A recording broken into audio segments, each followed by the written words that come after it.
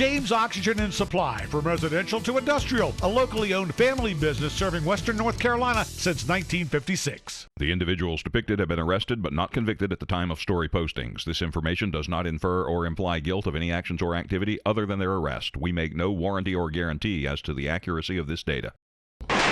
Welcome into the Crime Report here on the WHKY News. I'm Ralph Mangum. WHKY's Ariana Mack leads the way this time with an update on a case involving a father and son who allegedly sold rental equipment that didn't belong to them. Catawba County Sheriff's investigators are asking for the public's help in identifying additional persons who may have been victimized in a multi-county fraud conspiracy. 64-year-old Virgil Garrett Jr. and his son, 27-year-old Noah Garrett, have been charged with obtaining property by false pretenses and felony conversion. The two allegedly obtained commercial vehicles and heavy equipment through rental agreements and then fraudulently sold the equipment to buyers across Western North Carolina. The Garretts allegedly convinced buyers that they had a legal right to sell the equipment. Investigators believe the fraud took place for several months or longer. The Garretts are currently in the Catawba County Detention Facility with bond for Noah Garrett set at $750,000 secured, while Virgil Garrett was given a $600,000 secured bond. Noah Garrett will next appear in district court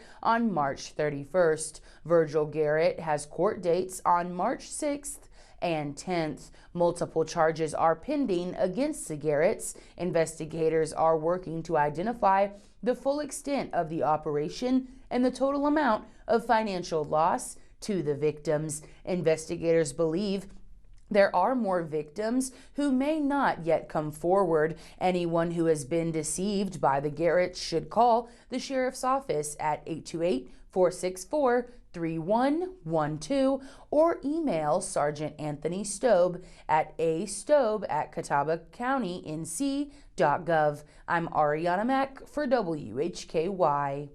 Thank you, Ariana. A couple more before we go. 38-year-old John Paul Berry of Lackey Farm Road in Stony Point was arrested by Iredell County deputies on February 12th. He's charged with violating his registered sex offender status by failure to notify law enforcement of an address change, which is a felony. At last report, Berry was no longer listed in custody. A district court date in Iredell County was scheduled for March 6th. Berry was convicted in 2008 on charges from Alexander County for indecent liberties with a minor. In 2019, Berry served a 20-month prison sentence after he was convicted in Iredell County as a registered sex offender on child premises.